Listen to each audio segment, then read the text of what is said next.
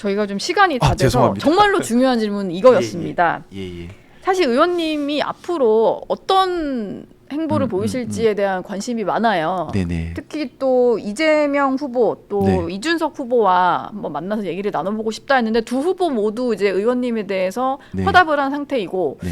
5월 18일에 그 네. 5.18 기념식에서 아마 이재명 후보와는 좀 마주치지 않을까 싶어요. 네. 혹시 좀 따로 약속을 잡으신 일정일까요? 따로 약속 잡은 건 없고요. 저는 지금 세 가지를 그러니까 예. 좀 기존의 정치인들이 움직이는 것과는 저는 좀 다른 기존 생각 틀을 가지고 있어요. 뭐냐면 기존에는 정치인들이 어떻게 움직일 때 자기 이익 때문에 예. 이런 경우에 정당 가입을 제일 우선 해놓고 그렇죠. 그 정당 가입에 대한 대가가 뭐냐 이러고 움직이잖아요. 예. 근데 저는 그게 비겁한 거라고 생각해요. 그래서 민주당 저는 가입은 안 하시는 건가요? 아니 저는 비겁하다고 생각해서 예. 생각의 순서를 정반대로 가지고 있습니다. 뭐냐 하면 제일 먼저 생각했던 것은 국민의힘을 보수당으로 회복할 수 있느냐 없느냐였고 그게 불가능하다고 판단해서 탈당을 했던 것이고 그 다음에 지금 제가 고민하고 있는 건 정당 가입 문제가 아니라 사실 제가 어느 당에 가는 게 뭐가 중요하겠어요. 저는 그거 별로 중요한 문제로 생각 안 해요. 예. 제 개인 문제에 불과한 거니까. 네.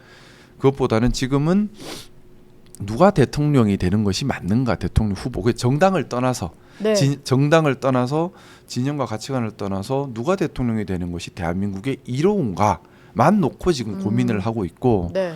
뭐 제가 이 고민을 하는 이유는 지금 대한민국이 더 이상 실패한 대통령을 내서는 안 되는 마지막 단계에 와 있습니다. 네. 이번 대통령은 반드시 성공을 해야만 해요. 왜냐하면 개혁까지 못한 지가 너무 오래돼서 이제는 이번 타임을 놓치면 개혁을 불가능해집니다. 이제 네. 뿐만 아니라 서민 경제, 기업 경제 어려움이 너무 심각하고요. 풀어야 되고요.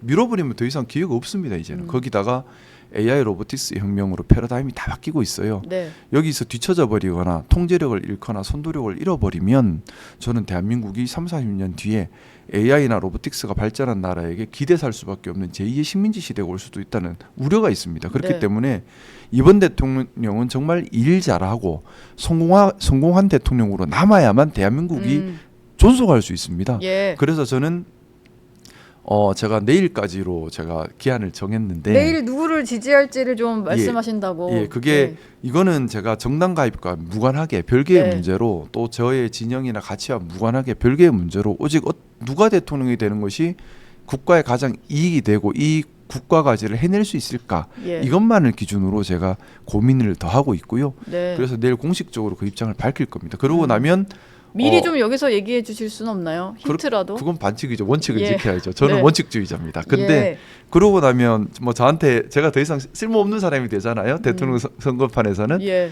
제가 이제 쓸모없는 사람이 되고 난 이후에 그 다음에 정당 가입 문제는 그때서 이제 본격적으로 고민할 것이고요. 제가 정당을 가입할지 무소속으로 남을지의 선택 기준은 뭐 제가 생각하는 뭐 제가 국회의원인데 하루라도 놀아서는 안 되는 것이고 예. 또 국민들을 위해서 또 제 지역구 국민들을 위해서 제가 할 수 있는 역할이 뭔지 또 제가 바라는 정치를 누구와 어떻게 하는 것이 제일 좋을지 예. 미래지향적으로 그때 다시 고민을 해야 될 것 같습니다. 나눠서 생각을 하고 있어요. 근데 제가 봤을 때 저 그냥 제 개인 예측으로는 네. 뭔가 좀 가치나 이런 게 좀 맞으시는 건 이준석 후보 같은데 지금 사실 말씀하시는 거 계속 듣다 보면 왠지 꼭 이재명 그렇지도 후보를 않아요. 지지하실 것 같다는 느낌이 좀 드네요. 제가 말씀드렸던 거는 예. 계속 드리는 말씀이지만 보수와 진보라고 하는 것이 진영의 논리가 아니라 역할과 기능으로 봐야 한다고 생각을 해요. 네.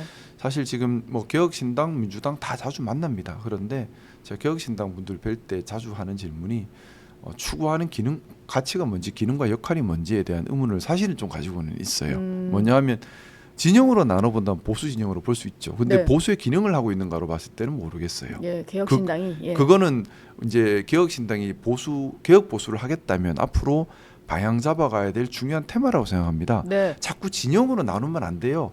진영이 아니라 어떤 기능과 어떤 역할을 하고 있는지가 판단 기준이어야 됩니다. 그래야지 네. 국민들이 선택을 할 수가 있어요.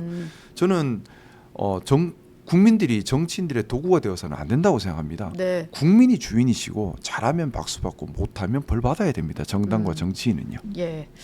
알겠습니다. 긴 시간 또 얘기 나눴는데 결단하시고 나서도 한번 모시도록 하겠습니다. 지금까지 고맙습니다. 네, 김상호 의원과 함께했습니다. 고맙습니다. 감사합니다.